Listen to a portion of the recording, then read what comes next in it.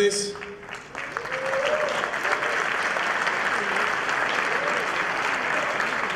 Gracias principalmente a todos por estar acá, por haber venido a Expo Internet LA. Sé que para muchísimos, como lo es para mí, es un sueño tener realmente a Steve Wozniak aquí en Argentina. No lo voy a hacer extensivo, sé que estamos pasaditos un poquito de las 7 también. Así que quiero presentarles a un gran amigo mío y neurocientífico muy reconocido, que es quien va a estar haciendo el co-chat con él. Voy a pedir, por favor, que demos un muy fuerte aplauso a Facundo Manes.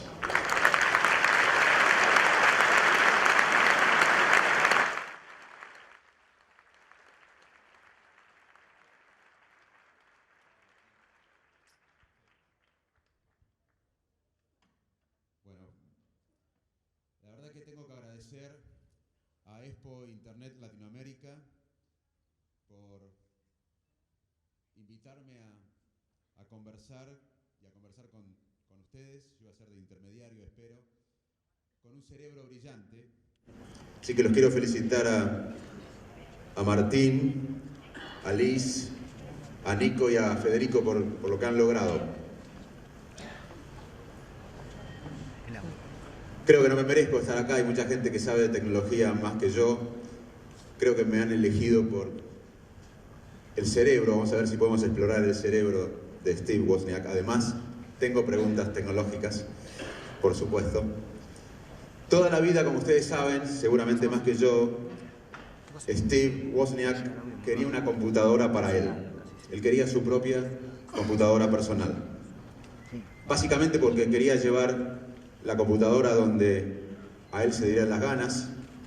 Quería resolver problemas con las computadoras, hacer cálculos matemáticos y también divertirse. Quería divertirse con la computadora. Bueno, en 1975, a los 25 años, creó una computadora, su computadora. En ese momento, él trabajaba, como ustedes saben, para Hewlett Packard. Estaba feliz con su trabajo, era muy leal a su compañía, a sus jefes, y les ofreció a la compañía vender esta computadora. Y tuvo rechazos, varios rechazos, 5. Bueno, ahí él y Steve Jobs crearon Apple. Todo lo demás es historia.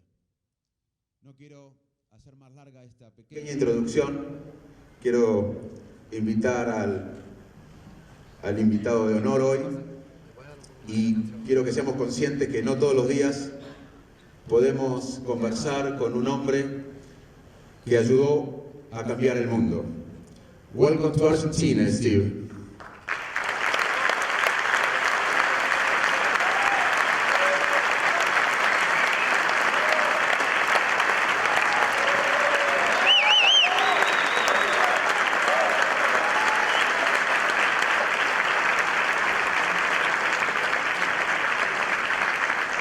It is great to have you here. First time in Argentina? Is your first time here?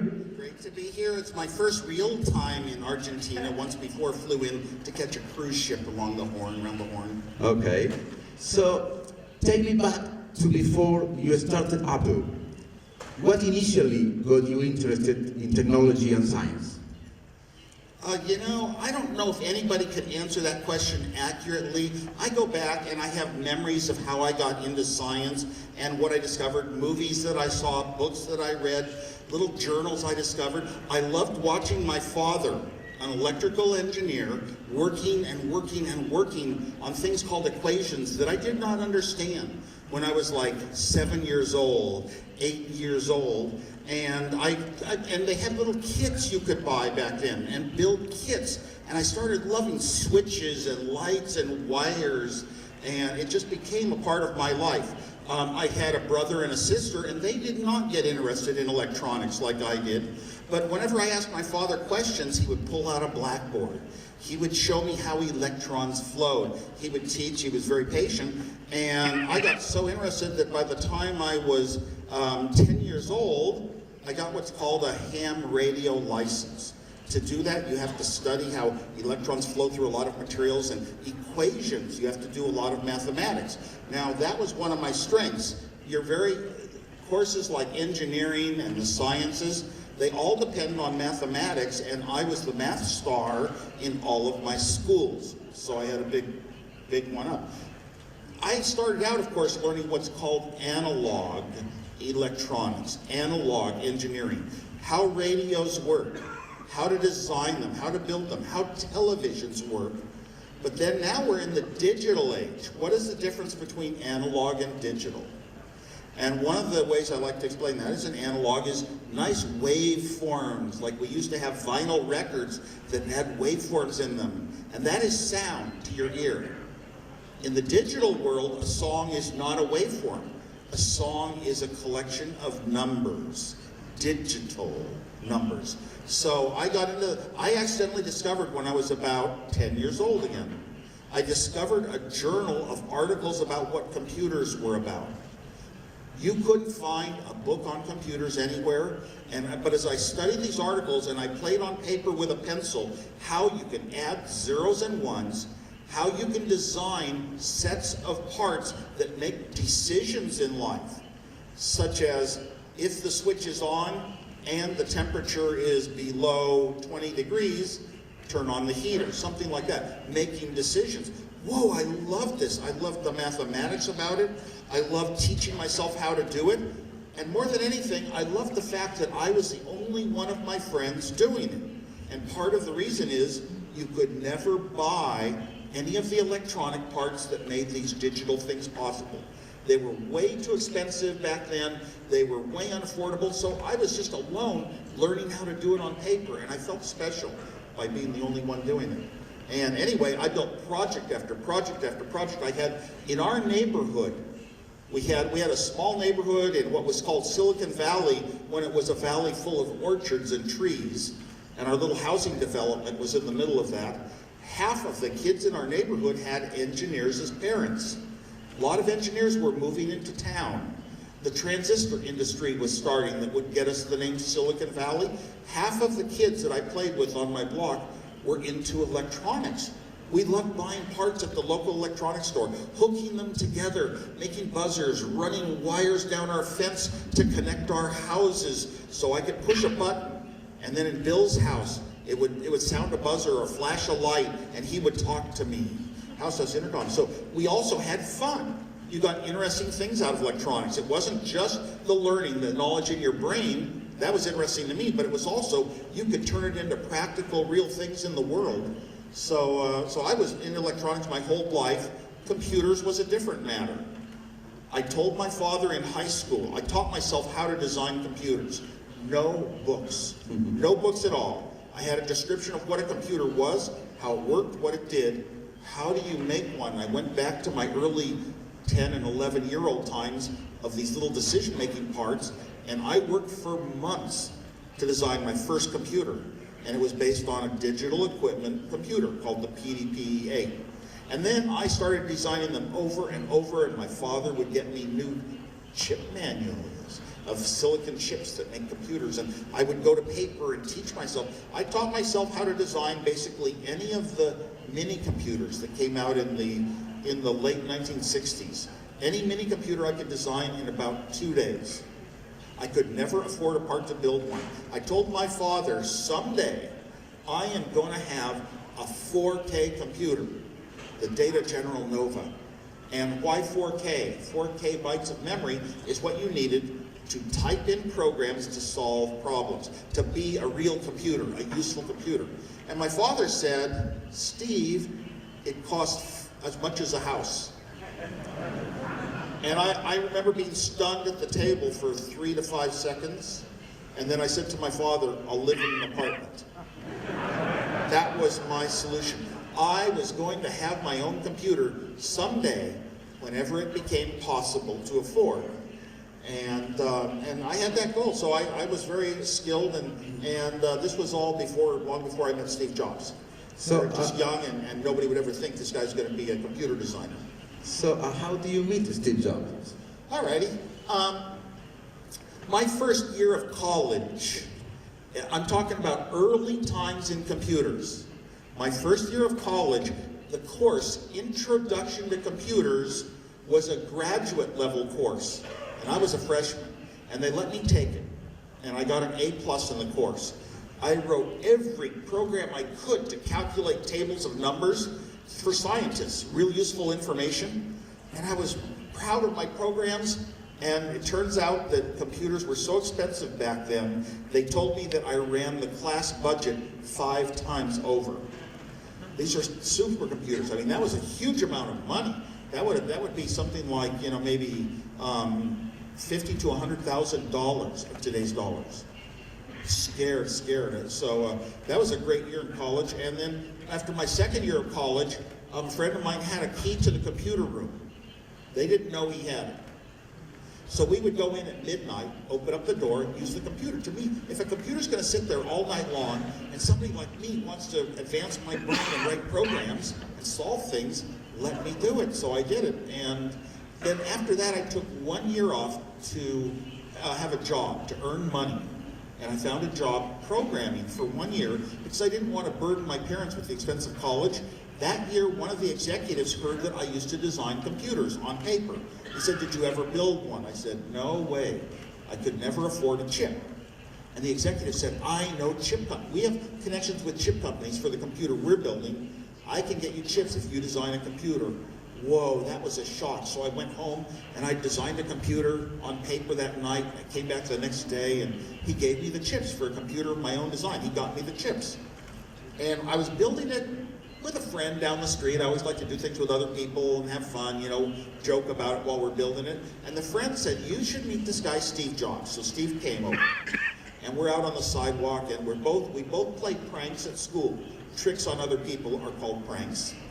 And we both had a reputation for liking electronics. Now, I was the super designer and Steve understood electronics, and that's probably about the only thing in school that he understood or liked. But that doesn't mean much, you know. What you're going to be in life, I got all of my computer learning outside of school, not in school.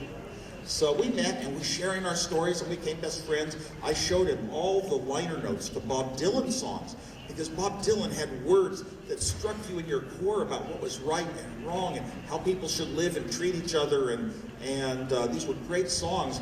So we became fans. We went to concerts and did a lot of stuff together.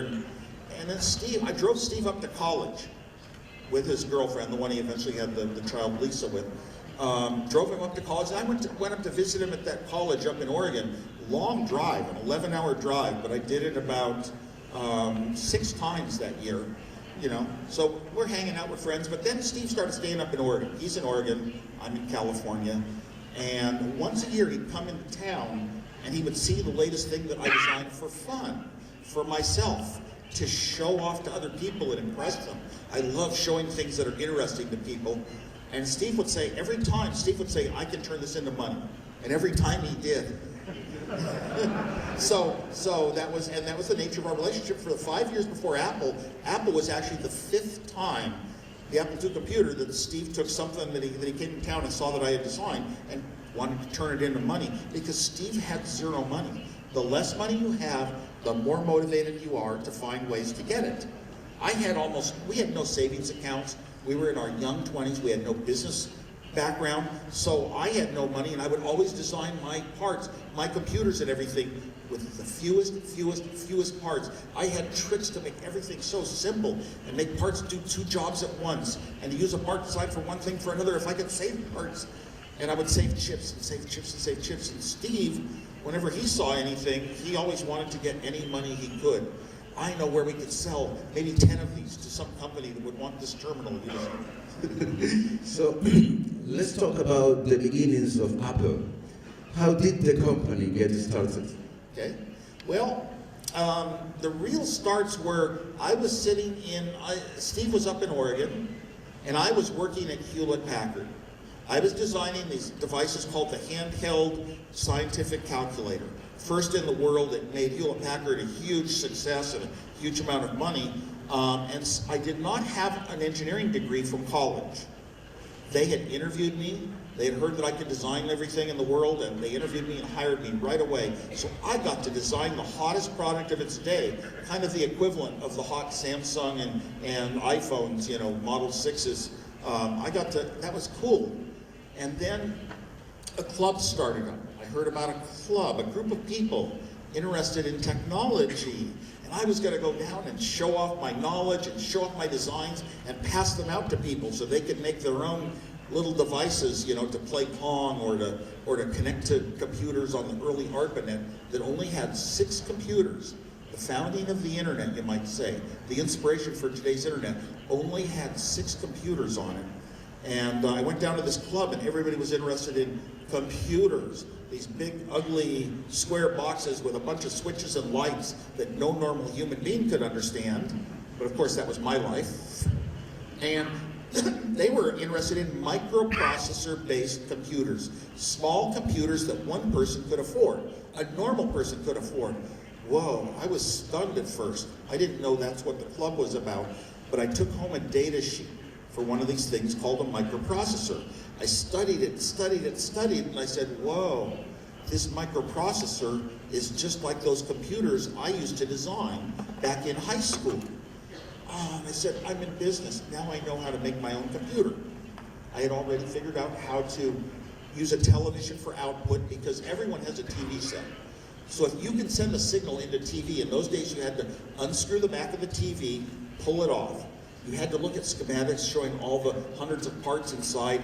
You had to figure out where to run a wire in and what kind of signal to put on the wire, but that was my life. I was electronics and so now I could put signals into a TV and make it my output device, and it didn't cost as much as a car would cost. The typical device you had with a big keyboard and a printout, it was called a teletype. They were in the military, you type on a teletype, they cost as much as 1 or 2 cars. I could never consider that affordable. So I had the affordable solution with a microprocessor, and I got the dynamic memories. The 4K dynamic memories came out that summer. The first time memory was now going to be to have a useful computer, it was going to be affordable. And I put them all together, and I took it down to the club, and I showed it off. Now the reason that I wanted to build this computer is we had a lot of people in the club were not engineers like me. Very few were.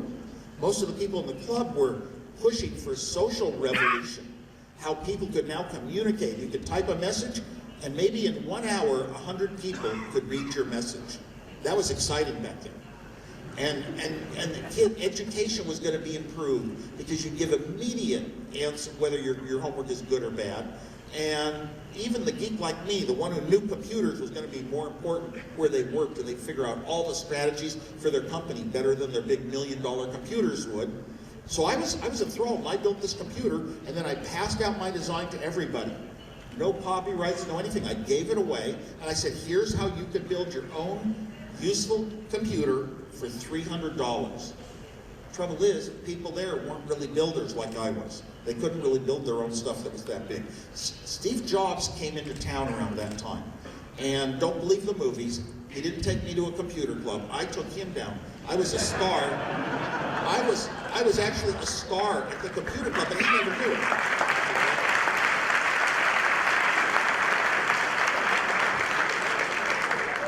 Steve didn't know what was going on with this computer thing because he hadn't been around. And he didn't, so I came down, I was always a star showing off my computer. Everybody looking over my shoulder now knew the formula to make a personal computer. That's where it really, within a couple of years, more companies were going to be able to do it. So, even within a year. So, Steve saw the interest and he came up to me and said, we should start a company to make this. And the two of us had really been a company for 5 years, so it was really formalizing it. I said, that would be great, but I will never start a company behind Hewlett-Packard's back. I work for them. I'm a loyal employee. I will never lose my job. It's the company that I want to be an engineer for the rest of my life at. I don't want to move up the org chart. I want to make important products for engineers. I want to work at Hewlett-Packard. So I proposed it to Hewlett-Packard, and they turned me down for the first of 5 times. And Steve's first idea was not that we'd build a computer. It was that we would build a board. If somebody had my design and wanted to build a computer, the building took an effort. We were going to make a little PC board for $20, sell it for $40 to help people make my computer. That was his first proposal. Why? We have no money. You have to live with what you have. How can we build computers without money? And then a local store, a computer store that had been selling these big, huge, ugly mainframes with front panels of switches and lights for ones and zeros and buttons you could push to get things to happen. the ugly old style of computer. They were selling those, and they said people come in and they want a completely built computer. And your computer is so simple, you can put the whole thing on one PC board, and they gave us an order for $50,000 from Paul Terrell at the bike shop.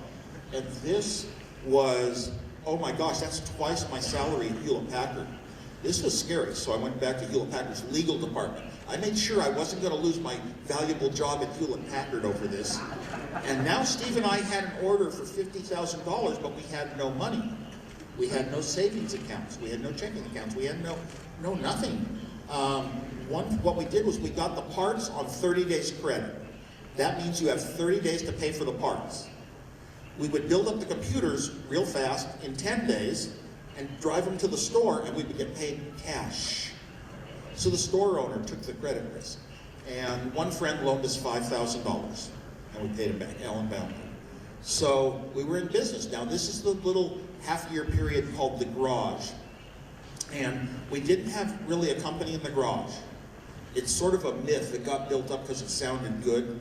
There was never a garage full of all the things in it. Now the garage, we never talked about what would be in a product. We never did any designing on paper. Never did any wiring up, making prototypes. I did that in my cubicle at HP or my apartment. Never did any software in the garage.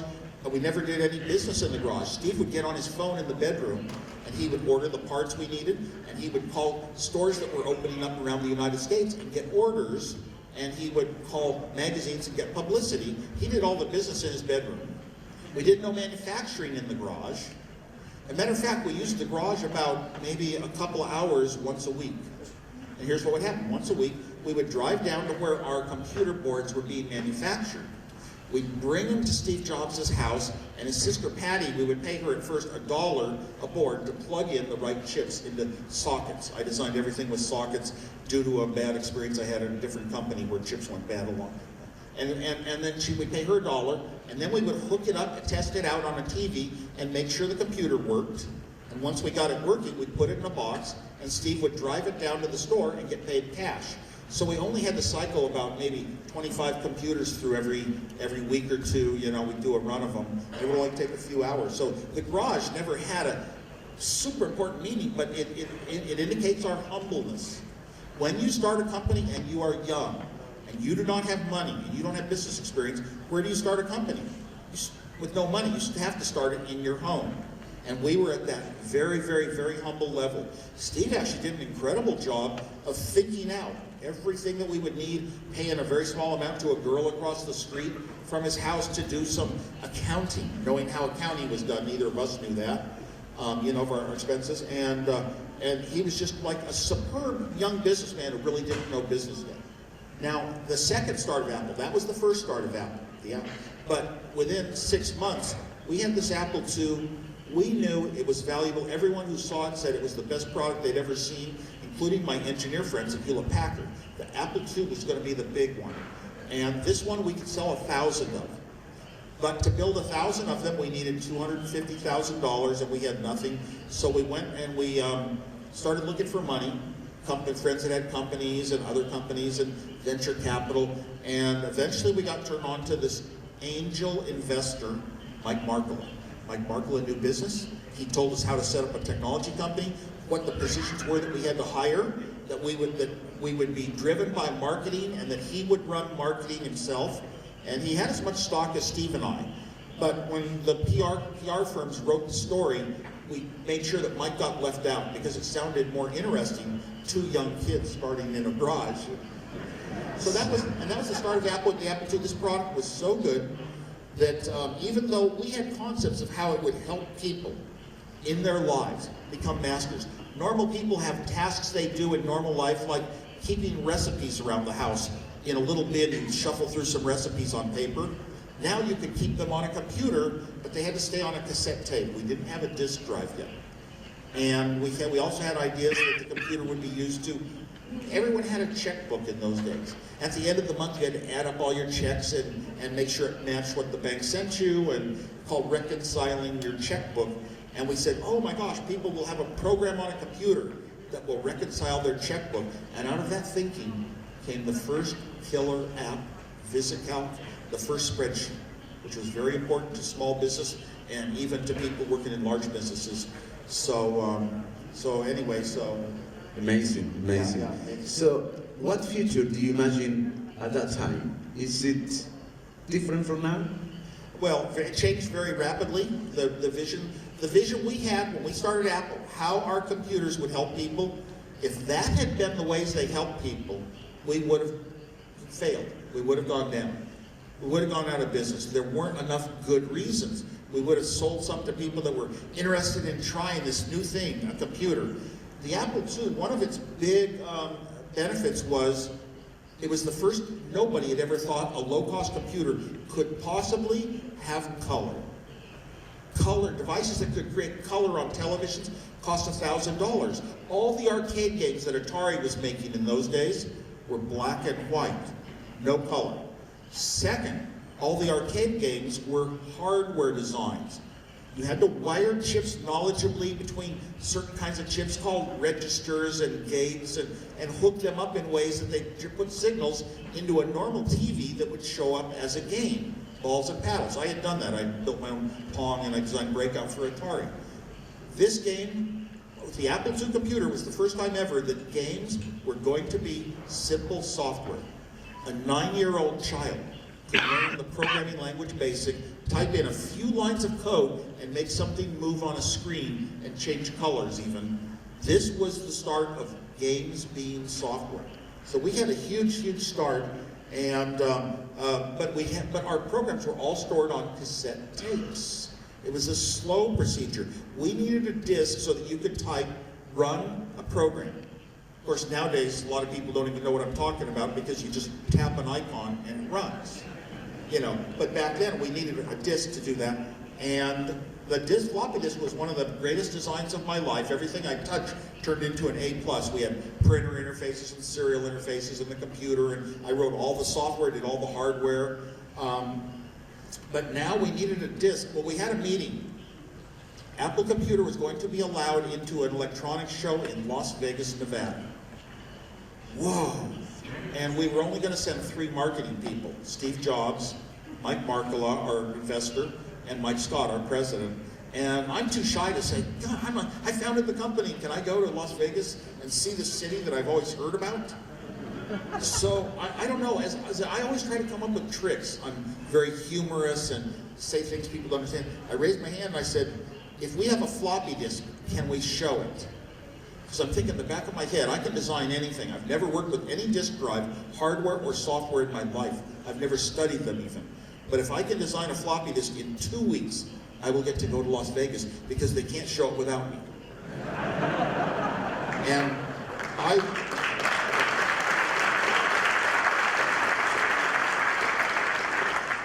it's an example of the 2 greatest things that always help me do great work.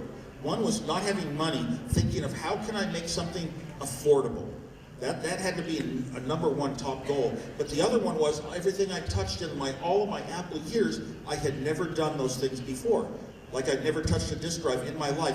And it made me think, how would you make a disk drive just knowing that you're going to write signals onto some magnetic media like magnetic tape, and you're going to get the signals back and you have to figure out what the 1s and 0s are. How do you do that? And I had to make up my own methodology. Because I didn't know how it's done already, I sat down and came up with an ultimate design that when I look back now, it just amazes me. I was just so lucky to think of it. They were parts that came from parts of my background. I'd even taken a course called State Machines at the University of California, Berkeley for my 3rd year of college. So I put a little 2 little $1 states were a state machine that made it like a small microprocessor that could look at the signals coming from a disk drive and decide if they were 1s or 0s. So this was an incredible design, 8 chips in the end. I was so proud of it. Normally when you had a design at a company like Apple as an engineer, and it worked. We did go to Las Vegas. I took a high school programmer, Randy Wigington, with me. I taught Steve Jobs how to play craps, and I taught 17-year-old Randy how to play craps at the casinos, and he won $35. They didn't know his age. So this was a huge success. I was so proud of that disk drive. Normally, an engineer turns his design over to another company. And that company turns it into a little green board with silver wires on it called a PC board. They designed the PC board. The company was busy at the time, so I went in every night for like 2 weeks. Every single night laid out this big Mylar thing, and I got some tools from some other engineers, and I would lay down little traces of like colored tape that defined where the metal would be for the top of the board and the bottom of the board. I worked on that for 2 weeks, and when I got done, I just realized if I had designed it slightly differently, instead of having 8 holes drilled through the board that you'd never see, instead of 8 holes, I'd only have 5. And I was such a perfectionist. I took apart my design, I redesigned it, I took off all my pieces of tape and retaped it for the new design. And I went to a staff meeting, I walked into the staff meeting and Steve Jobs said, Woz is coming in every day like only around noon, like I'm slacking off, I'm not working. And I had to explain to him that every single night I was in the other building working until 2 in the morning when the technicians left, and then I would stay till 3 or 4, and I was always the very last one to leave. I've been working on this project that I cared about so much, so that kind of shut Steve up. So Steve, we know from... I was going to lead on to how do we get to now? Yeah. Because I've described so far a little bit of a Steve Jobs 0 before Apple started.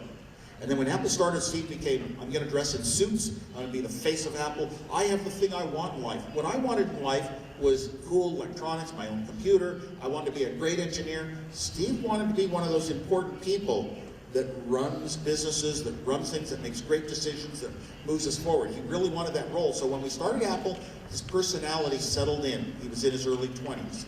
Settled down. He was going to be super businessman and not joke around anymore and be very straight and strict. Now we get to Steve Jobs left Apple, and his reason for leaving Apple is still never very well understood by people. But up until that point in time, people think, oh, he was a great visionary, and he learned how to talk and sell things. He got a lot of credit. The two Steves for starting this company. And the Apple II was our whole product in the world. Steve kept trying to create his own computer, to have his own prowess and say, I did something important. And he failed with the Apple III, and he failed with Lisa, and he failed with the Macintosh. And the failure with the Macintosh was extremely hard, and is until this day. Because the world market was growing 10 times, and we should have gone right up with it. But because we all believed in the Macintosh, we didn't grow a bit. So when Steve returned, that is Steve Jobs 2. So Steve Jobs 0 was our friendship days. Steve Jobs 1 was his being the well-known businessman representing this great company, Apple, learning to speak and think so well about the future, but he didn't execute well. That's why he had failures in the business. Now when he returned, he was Steve Jobs 2, and he was patient, and he knew that he needed better control of things. He knew that we needed to develop products until they were good enough in secrecy, and don't show them till they're ready. He had shown Bill Gates the Lisa and Macintosh computers, saying, now we want you, Microsoft, we want you to write the software for this, but we'll sell the machine. And he was very disappointed that it also gave Microsoft the insight into building Windows. So when he returned to Apple, he sure didn't show Bill Gates the iPhone. and he also used words that are not technical words. You don't compare computers based upon speed and things like that. It's the meaning to a human being.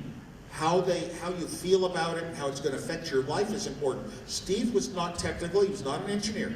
He was not a programmer. I think he disliked people that knew things that he didn't. And he wanted the eventual computer for the world to be for people like himself. Normal people who are not super techie and geeky. Normal people have things they want to do in life. Why should you have to learn to use a spreadsheet to calculate your car payments? You should just be able to type in, what is my car payment? You know, why should you have to write a program to calculate how many days it is until you'll be 60 years old? You should just be able to say how, you know, like a human being would ask. He wanted the thing to be more like a human being. And all of Apple's progress got closer and closer to making the computer more like a human. And now we really finally made it. The iPhone, I think, was really the biggest step by then. The Macintosh had a mouse. And that was very human because a human eye looks at something and points. And a mouse can sort of point. But you know, in real life, if I want to move something, I grab it with my hand and move it. I don't sit here with a mouse and tell it, move that glass over there on the counter. It's just not the way humans work. So we got more and more human, and the iPhone just hit it on the money. The most important thing about the iPhone wasn't that it did things other phones didn't do. There were phones from Nokia, there were phones from BlackBerry and things that, yes, you could run an application, you know, maybe you had to use a stylus on your Trio or scroll through and pick an application. And you could run little simple browsers. They were very limited. They weren't the pure internet. They were not like a computer. Now, I and some of my friends, we would take our computers and connect them with little cords to analog cell phones of those days, and we could put a modem into a cell phone and have it dial a number back home and get on the internet in an airport, and it was just an amazing, amazing thing. Now everyone does it. You have it for free. It's just common. But a lot of people wanted the real internet in their hand, and Steve recognized that. And look at this product. Go back to the Apple II. All these features I thought out for the Apple II that never existed, with color and graphics and game paddles and speed ups and amount of memory and an operating system that is unbelievable with eight slots that we've taken so far. All these things were for things I wanted myself. I knew exactly what their value was. Steve designed the iPhone with himself, you know, having one all along and testing it, using it, and deciding what's good and what's bad. And when you design something for yourself, you never want it to get very clunky. Especially if you're Steve Jobs. You want it to be pure, like good design, very simple and intuitive, and the iPhone just came out so much better than all the phones before it, and it was really the first time that you had the real internet in your hands. I would like to say that Apple's not the only party that introduced the iPhone. There were two parties that did it. iPhone and the company AT&T. AT&T, the monster phone company. A monster phone company always has a bad reputation. But AT&T said, for 5 years exclusivity, we will let you, a computer company, decide what should be in a phone. I had been on the board of other companies before the iPhone that made phones, made smartphones. And the carriers, AT&T, Verizon, T-Mobile, whoever, the carriers would say, here's the color of the phone, here's the features, here's the cost, here's the name of the phone, everything about it was defined really by the carriers. They were God.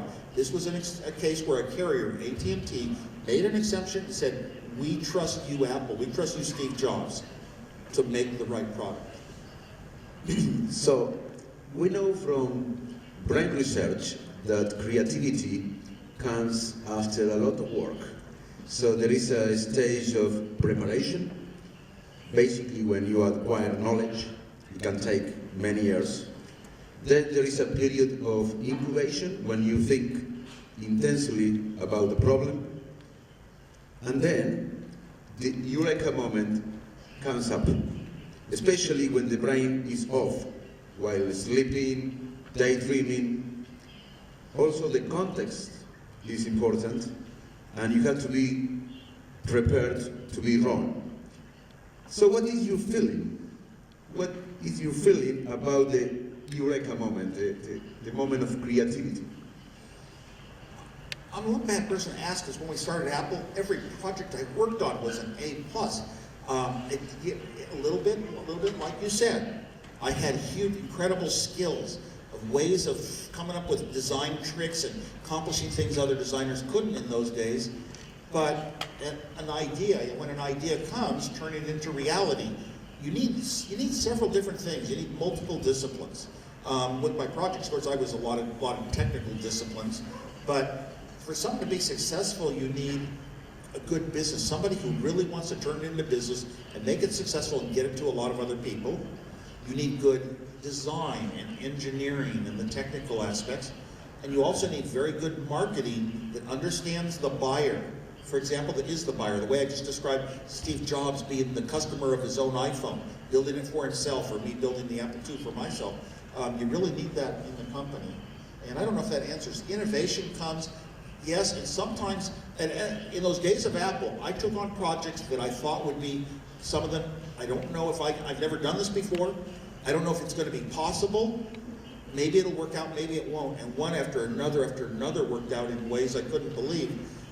Very, very lucky. I'll take luck over skill any day. But then in later life, I had some startups of my own. I'd go off and start and do things, and I had one, and I couldn't meet my own engineering goals for size, cost, and battery efficiency. I just couldn't meet it. It wasn't possible. To this day, any night I go to sleep, I might, in my head, be trying to work out what are the needed ingredients to make that product possible someday. It hasn't happened yet, but eventually the technology may get us there. So Steve, you are also interested in the functioning of the education system. The question is, what is the ideal environment to develop innovation and creativity? Yes. I, as one of the ones that's recognized for creativity, you always want to think, oh, my way is good, you know. You read every day in the newspaper, we need more creative people, we need innovators. Well, creative people means people who think differently than before. They create something that did not exist, whether it's a novel that you're writing, a piece of music, or a computer, or something in the computer world. We think that a lot of the creativity that needs to be done is in the STEM world. Science, technology, engineering, math, even the arts. And we want to emphasize those in school, we often hear.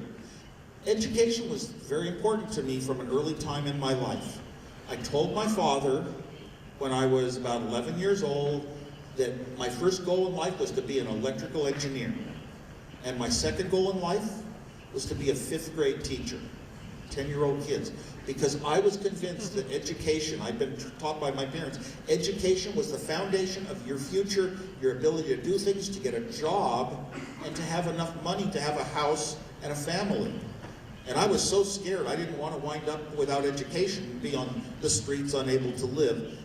It might be less true. You get education everywhere you go. You get education walking on the streets, talking with your friends. Some of the best things I ever saw were, you know, just at a lunch, a couple engineers throwing out an idea, and one of them say, whoa, I think this could maybe be done. I'm going to look into it. So that sort of creativity. So I was always for, we want to emphasize creativity in schools, and that usually means, oh, we want to emphasize math. Maybe we'll even teach computer programming. And I felt that computers were going to make the biggest difference ever in schools. And we put all this computer equipment in, and then the internet came. I didn't even imagine the internet at first. And then the internet came, and now everyone in school has access to information that would astound any student. You know, 20 years ago had no chance to compete. So, but do the students come out thinking for themselves, thinking freely and creatively? Any different than they ever did? And my honest answer is no. The computers didn't really make the difference that we had hoped for. And I go back and I think, where are the real creative ones? What made me creative? And I go back, I don't know, I'm guessing, but I had a lot of freedom. My parents trusted me to follow my dreams, to read what I wanted to read, to work on what I wanted to work, to build my little projects, did it all on the side. Outside of school, I would buy manuals for classes I wasn't taking at the university. At a younger age, students could pick their major, the things that they favored in life. Somebody who likes writing or literature could go in those directions. Somebody likes history could study this. If somebody liked just the history of one particular war, World War II, that could be their dream to study. And they could go as far as they want and never stop learning, especially with the resources on today's internet. But you can't do that in today's schools. Primary education, one teacher, 30 students, class size is critical. There's no way a teacher can let 30 students all go in their own favorite directions. Yet, but what if we had one teacher per student? So I'm hoping that maybe someday computers can act like a real human being, a teacher with feelings and caring and artificial intelligence, looking at a student's face, knowing everything about that student's life and family and becoming their best, most trusted friend. Then we would have one good teacher per student that could never fail. Right now, in a lot of our economically deprived areas, even in the United States, you have a lot of families where the parents even can't be a one-on-one teacher. They don't know anything about teaching, they don't know the subjects, and they're just, you know, so a lot of that goes by the wayside.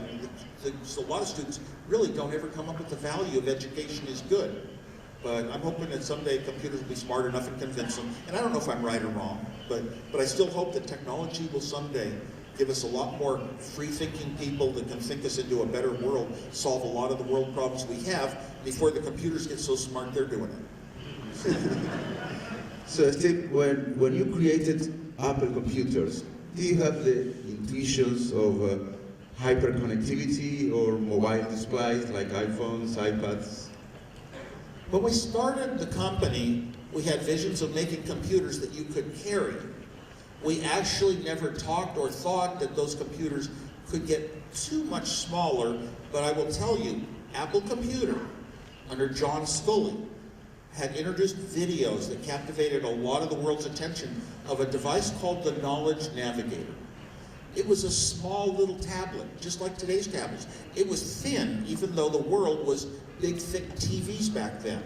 It was thin, and it was a human face talking to you about what you had to do today, and where you ought to drive by a cake store and buy a cake because somebody's birthday is coming up. It was like a very, very knowledgeable, very much like Google now is today. It knew what you had in your life. And so that vision was in everyone's head. Science fiction, of course, had presented it for 50-some years. In our head, when we started Apple, was what can you really physically do with electronic parts? What can you do with chips? And we didn't think that that was really, we never talked about that was a realistic direction to go. It was still the science fiction world. So correct me if I am wrong, but according to our records, you have said that the Apple Store was a better invention than the personal computer. Did you really say that? Well, somebody misquoted it. Might be misquoted in the translation. But it's very close. Take Apple Store and change it to App Store. Of all of Apple's inventions, which one has influenced my life the most? There was a time when I would have said Apple II. There was a time when I would have said iPhone. There was a time when I would have said iPhone 5. I loved it so much. And then I realized the App Store, the third-party app store that lets hundreds of thousands or millions of smart people outside of Apple take their own ideas and turn them into working reality that can help people in their normal lives. And the reason I say the App Store is I look at how I use my phone every day. At the end of the day, I look at all the apps I use. You know, even if they were games, they were from a third-party app store. And I look at, you know, movies I went to and restaurants that I looked up and browsing I did. I look at airplane flights and I get notifications of things when they're happening. And so much of my life, I think, what would I have done without these third-party apps? Whoever imagined Uber and Airbnb and TaskRabbit and all these things that let us people be in contact with other people, get things in our life done. Apple's original vision with the iPhone, when you go back, was only to have the Apple apps. You know, weather and phone calls and messaging. Those are important apps too, those are very important. But really my life changed the most, I think, because how I live, because of the third-party app store, not the Apple Store. The Apple Store is great too. Thank you for clarifying that. So how does the economy influence technological development? Well, the economy, you know, is technology. I think it's the reverse. The question was, how does the economy influence technology development? Well, I would say, well, if you're around the availability of parts to make something new, even if it's just a keyboard, you're going to write programs, and you're around the tools that let you do it. That's the way economy can help technology development, but I think it's the reverse. Technology development helps the economy because, as we know, new businesses, new parts of business that didn't exist before are where you don't have a zero-sum trade-off. You have new wealth created that does not displace other wealth. You have new companies and new ways of doing things. To me, technology is anytime you can find a way to do something with less work, less energy, or you can find a way to make it cheaper. And if you could, for example, if you could make a chair with one less nail because you used a super strong material in the first nail, that's a technology. It has given the world back some money. You got what you wanted made, and you didn't have to use as much money. Now, I've extended that thinking a lot into a formula that, this is only the second time I've even ever discussed it, I think, publicly. A formula I came up with after thinking about hybrid cars, electric cars, are they green, do they give us less pollution, all this. And my formula is the cost of something is proportional to all the sources of energy that were used to make it. So a car is the sum total of the cost of each part plus the energy for the robots to assemble them. Big, huge robot. It all comes from energy, you know. It could be electricity, it could be hydro, it could be gas, whatever. But robots do so much more work than human labor, you hardly count the human. The car, but what is all those parts? Each part in a car costs a certain amount of money. Where did the cost come from? It was all of the pieces that made that part, plus the energy to put them into the part. And it goes all the way down to the energy to dig ores out of quarries and get materials and metals and things. And I thought about it for a year, and whenever you go down a chart, you always wind up with energy at the bottom. The cost of the end result equals the energy that went into it, of all types. And then after I came up with that, is the types of energy we have in the world are intertradable, and they all create pollution. So therefore, cost of goods equals energy used equals pollution. Almost a straight story. It is as simple as E equals MC squared. This is my formula. And it answers every question so easily and quickly, but it means that if you want a higher economy and you want less pollution, there's a little problem in there. Until we can, the way you make energy can be less polluting. That's the only solution. Really, as long as we keep increasing the world's production, we're going to have more of that. I don't know where I got onto, but anyway, technology is the way that we can have more production, more energy, more goods in our life than ever before per person. But it's a way to point out that technology, even computer technology, has probably increased pollution. Great points, thank you. What is your personal view on the future of Internet of Things and Internet of Everything? Internet of Things is catching on because the internet has come into play in so many ways into our life that were maybe obvious at first, like collecting a bunch of real estate listings and making them visible on the web and then in apps and things like that. Those were logical, and now we start thinking devices in our life and our home. People long ago, 20, even 30 years ago, little tiny devices in our home started having computers inside called microprocessors. Every microwave oven has a little computer inside that's rather sophisticated in terms of the old giants when I grew up.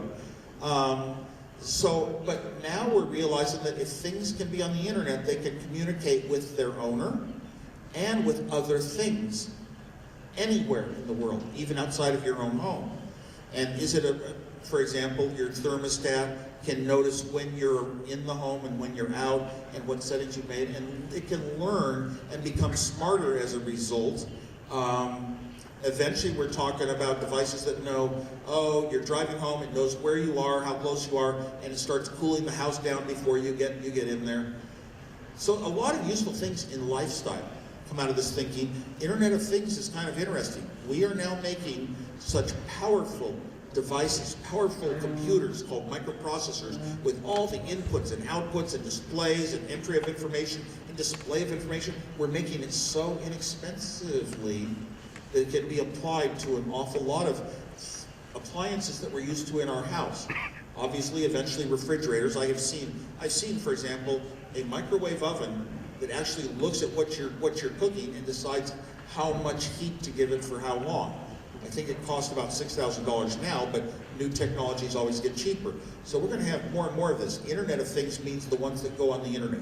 Right now, sure, I can go to my home and I can change the colors of some lights. I like to do it to play tricks on my wife. Change the color of the kitchen light, or I can make the horn of my car honk in the garage. That one's always a good one to play on my wife. I should probably be doing it right now. But the Internet of Things is open to, there's an awful lot of young people saying, how can we start companies like Apple?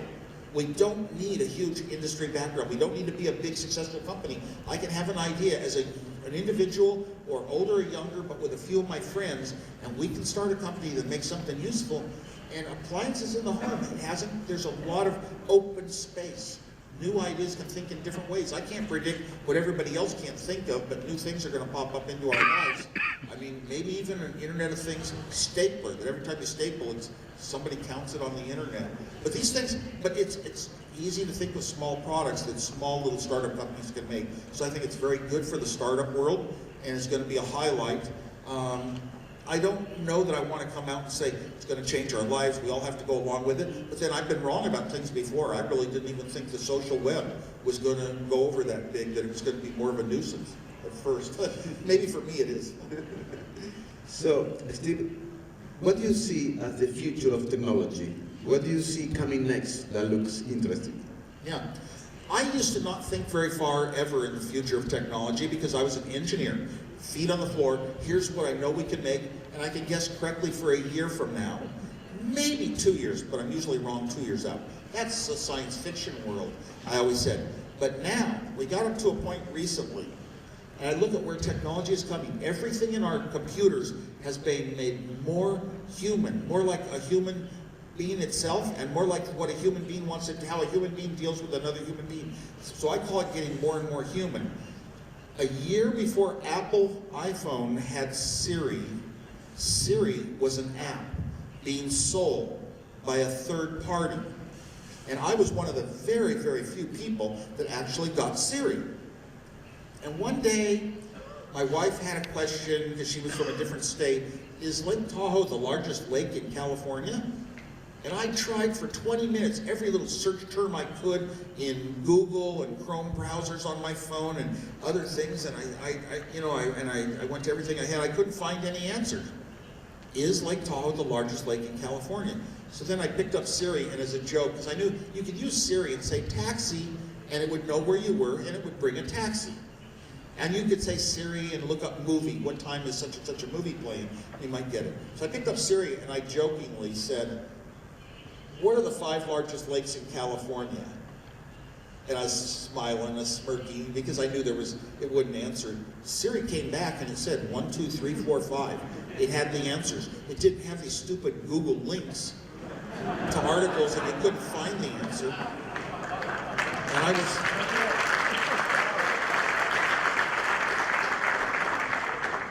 I was stunned. Well, today I just asked my watch and I get the answer. But So I was stunned, and I said, I wonder if Siri knows mathematics. So I said into my iPhone, Siri, what are the, didn't have to say Siri, you had to run an app actually. I said, what are the prime numbers greater than 87? And the list it brought back started with 89 on up. Whoa, changed my life. This machine was answering the way a human being wants an answer. And for 1 year on stages, giving speeches, I was talking about Siri. It's just the greatest, it's the future, understanding voice recognition, and then Apple bought Siri. So I never convinced one person to get Siri, by the way, except my wife. But Apple bought Siri, and the week that Apple bought Siri, I would be on stage going, what are the 5 largest lakes in California? And it would come back with all these real estate things. And I would say, what are the prime numbers greater than 87? It would come back with prime rib places. And I was just, oh no, where did the goodness go of understanding me like a human? It's back. Siri has gotten better, better, better, better, better. But I think natural voice recognition, understanding what the words are, Siri does well, but sometimes it doesn't understand what you are really asking. What is the meaning? Google gives me some insights into that too. Sometimes Google does a better job of knowing what you mean, even if it only brings back links more. And the reason is, Google is based on a lot of information of the world, being sortable, searchable, organized, and who is looking for what defines our language. Who is using words a certain way, gives a word a definition. For example, I have a glass in front of me, and there is a definition of the glass in a dictionary. But let's say that there's a politician in the world named Glass, and he's involved in some huge scandals this week. A lot of people are searching articles about this guy, Glass, and his scandal. And then Google will often know that I'm speaking, when I use the word glass, I'm looking for, can you tell me something about Glass? It'll know I might mean that guy, whereas Siri kind of misses it. That's given me some insights into maybe how the brain works. We're going to stumble onto, we're getting closer and closer to making artificial intelligence, is what it suggests. And what is artificial intelligence? Machines that have consciousness, that feel. We don't even know how that's done in a human. We don't know how it's made, so we don't know how to make it. Are we going to stumble onto it? Is it really just more and more and more masses of programming and information and handling it will lead to that kind of the consciousness that we humans have. Maybe it is only based on our consciousness, like Ray Kurzweil likes to think in his book Singularity, where he predicts in about 20 years we'll have computers processing as much information. Maybe all of a sudden that you won't be able to tell a machine from a human. You'll be able to tell if it's me speaking to you right now. Maybe I'm just a robot. But that's a scary thought when they get as good as us, except for the fact they are always going to recognize us as their creators and their helpers, and they're going to work side by side because we both parties benefit. And another idea that I have is worrying about this artificial intelligence future. Yes, there's some people that are worried that if the machines got so intelligent, they now teach themselves. They don't need humans to program them. And remember, by the time they get artificial intelligence, they are not all the same. They're not running programs. They are running their learning over their life, just like we humans, but they get to thinking for themselves and reprogramming themselves better and better. And what if they get smarter than a human and can do it faster? They can become incredibly smarter than us, but they're still going to be here to help us. They're going to have the ability to take over the world and keep every little thing they need, including manufacturing of their products. They won't be able to do without humans. So we're going to really be best friends, and they're always going to be helping us on our side, is my current feeling. And if they got really super smart, they would realize all the horrible human things, wars, hunger, poverty, lack of education, all these horrible things they'll realize need to be fixed, and they'll come up with the good solutions. They will realize that nature is important. Human beings are part of nature. They're going to watch out for us as well as everything else in nature. That's my feeling, that they're going to be that smart. I'd rather think that way. Excellent. But if it's hundreds of years off, good. I can't be proven wrong. So we selected this question, the following question from the public. There were many questions, but we only can select one. And the winner was Jayla Riedo. So the question is, what advice could you give to young people starting up in business from Argentina, for example, South America, that still have no economic support, but have many novel and good ideas? The stories I've given, Apple's a good example. Believe it or not, if you look at Facebook, it's a good example. These were companies, and many, many, many others that have changed our life hugely, Google and Yahoo and all, they came from young people who had no money. And the first thing is you have to, you can develop things from your own intelligence, from your books, your learning, from studying on the internet, from seeing how other people did it, learn to be a developer, or if you want to be a businessman, okay, all the rules of here's how to establish business, here are the steps you have to go through to be successful. At least find one of those engineers that knows how to build things, knows how to really create some real products that actually work and do the job. Before you ever go to other people and say, I have a good idea and I want money, it'll be hard to get in the front door anywhere you go. Have a working model. Have something you can have people put their hands on, push some buttons, play with some knobs, do whatever it does, and see how it works, even if it's just simulated on a computer screen. At least get up to that step. Now, you have to follow your dreams. Make sure you are doing something you really want to do because you wish you had it in your own life. I don't like it when I see some business students thinking, well, here's something that market research shows that some people will want something new over here, and we're going to create it for them. And after I get the money, I'll hire some engineers that know how to do it.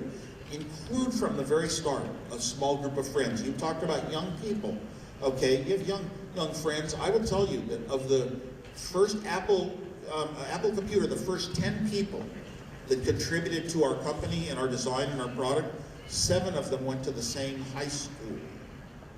So, and look at Mark Zuckerberg in a dorm room with friends in the college. So among your friends, you should have the following talents. Somebody who really wants to have a company and some success, and you don't need experience. If you make it up, you write the book yourself, and you might write it better than anyone who's done it before. But as soon as you can, find good, knowledgeable mentors. I described our investor at Apple Computer. He came in with a lot of knowledge, and he told us how to set up a company and what kinds of people to hire and what they should all do and what Steve Jobs' role would be and mine would be. So a mentor is very important, but at first, you got to have a desire to have a successful business. You have to have a total understanding of wanting this product a certain way and wanting it good and not wanting it bad. Everybody can say, I want this, but you got to have those minds that are really trying to prove something, make it a little better than any other human would, and you need some really great talent at designing and building things, some good engineering talent. They could all three be in one person, or they're a good machine, very smart computer. It had two modes. I wish we could have built it so it didn't have two modes, but you could boot it up as an Apple II, and it could run thousands of programs that were being sold. Beautiful programs for school, programs for home, programs for fun.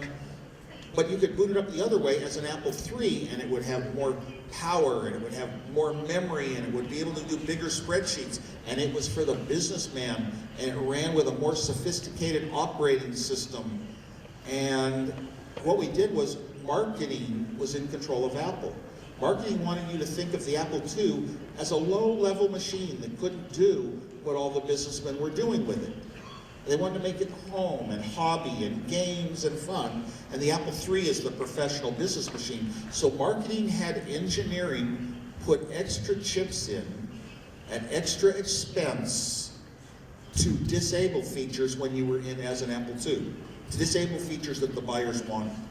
And that was a horrible marketing mistake. The Lisa computer was an execution failure. Steve Jobs and myself and others went down to Xerox PARC, and we saw demonstrations of mouse and windows popping up on screens and ways to invoke menus and commands, and we got turned on to the idea that we could build this at a low cost. And we hired top thinking engineers and people that were going to test, that believed in the human being being more important than the technology, academicians, and we designed the Lisa computer correctly. And it cost $10,000, which is $20,000 today. Too expensive for a personal computer. And it cost that much because memory, RAM memory, in Lisa, 1 megabyte cost $5,000 then.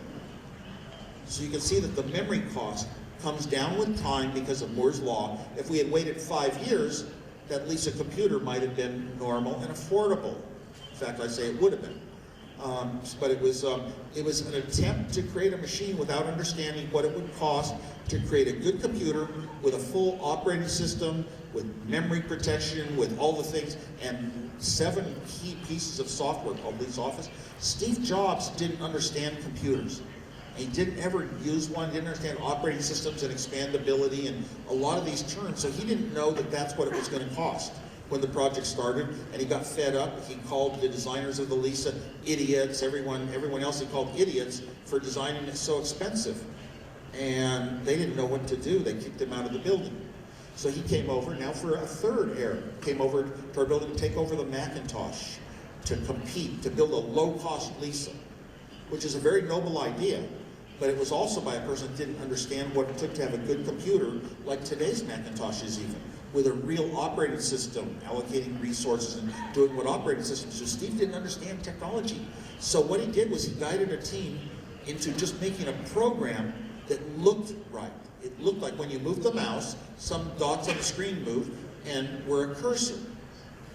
And instead of having a real operating system, it just had lots and lots of little do-it-for-you routines built in what's called ROM, the same as the Apple II did. And so the Lisa wasn't quite a real full computer until in a later year, we got what's called OS X from Steve Jobs' company Next. By then, he had stumbled into what a real operating system was all about. The Macintosh had no software, and at first, wow, it sold to college students because Steve was such a great visionary. He saw people don't want to learn technology, they just want to write a document on paper and have it print exactly the way you see it on a screen. The Macintosh was really the first to do this at any sort of low cost. And it was beautiful for a person who doesn't want to learn technology, doesn't know a thing about it. Now I have a machine I understand that's as simple as a typewriter. And we sold quite a few at first into some universities. And then the sales, we were expecting to build 80,000 a month. Everyone in the company believed in the Macintosh. The day it was introduced was the most heartfelt time in my entire computer history and life to this day. I was, wow, just stunned by how beautiful the presentation was and what it was about and what it meant. I'd even offered to pay half the money to show that great 1984 ad. I offered half the money to Steve Jobs because he implied that one of the reasons the board of directors did not want to show the ad was it cost $800,000. But I said, it is us. We have to do this. I believed in that Macintosh. Well, everyone in the company believed in the Macintosh, even John Scullin, who Steve has never talked to again to the day of his death. Steve said John Scullin, the CEO, somehow didn't believe in the Macintosh. No, we all believed it was the future of the company. It's just that it takes a while to get there because you need software. The Macintosh sales dropped to 500 a month. Our stock of a big company, Apple Computer, a big successful company in the world, dropped by about a third in one day. This is a huge, huge issue for people who own stock in a company, and we had to take the right steps. And the right steps were, we're going to have to work for 3 years to make this Macintosh successful. And we never made it more successful than the Apple II doing that. While the world market grew 10 times, Microsoft got all of the growth because that was the track they were pursuing. We were pursuing the right course, which was to build this beautiful machine that worked the way humans worked, that thought the way humans worked. After Steve was gone, we did open the Macintosh up so other people could develop cards for it. We did bring color to it. So we did a few other things that Steve was so adamant about, always having such total control, anybody else's ideas aren't allowed. And we did eventually make the Macintosh as successful as the Apple II had been. But to this day, we're left with a lower computer market share percentage. And so I still consider the Macintosh was a failure, and we didn't have to rush into it. We could have kept it quiet, secret, until it was so good with so much software, it would just sell itself on day one, like Apple products do now. Right. So we are unfortunately running out of time, so we have to finish. I have the last question. What do you enjoy most in life now? I have always enjoyed mixing fun into business, even when I worked at Hewlett-Packard in those days, or was a student in school. Somehow always mixing the fun in life, the jokes you have, the relief, being around your friends.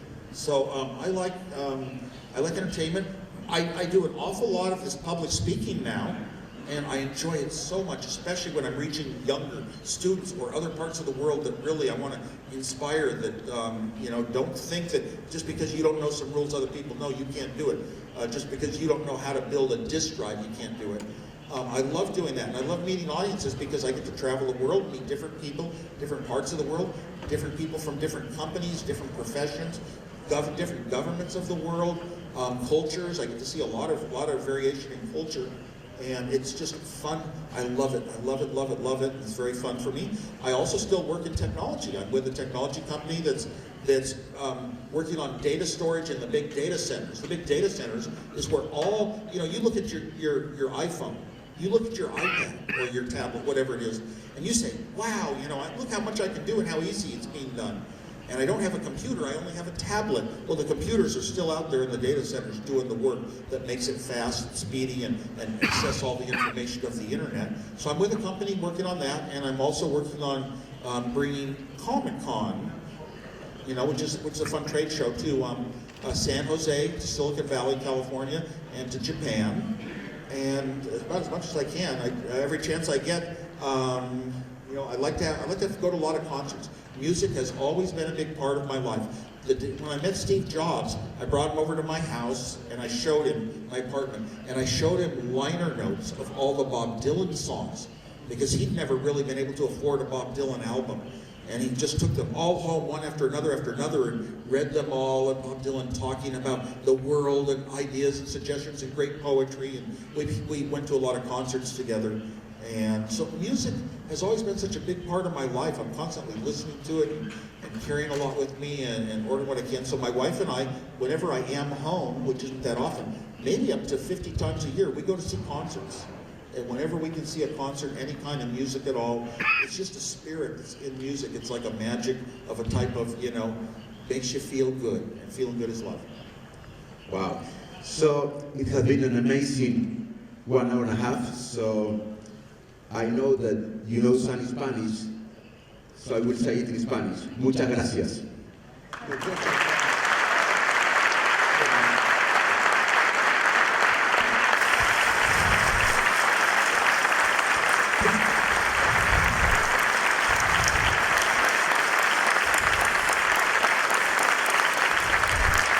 Steve, 1 minute, please.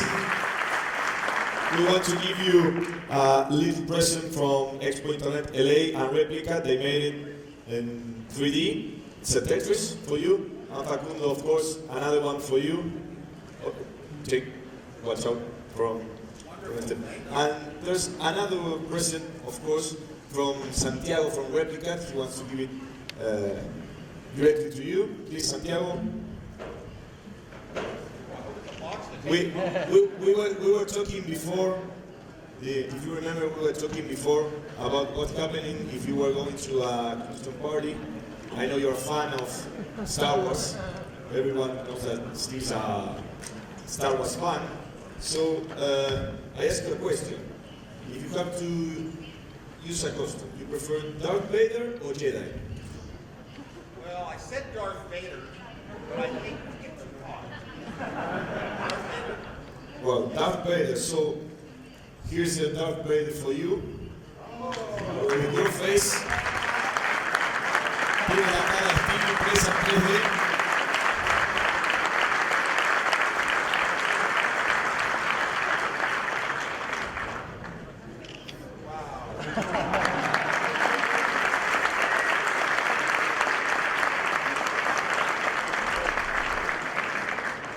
It's something low Vader.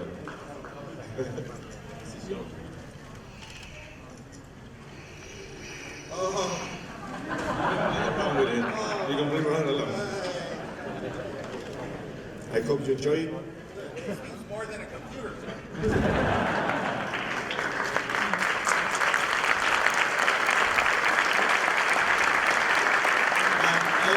I'm going to ask you as a favor. Here's an original Apple II. You know it better than anyone. Please, if you want to sign it for the Museum of Technology from Argentina, it's going to be a pleasure.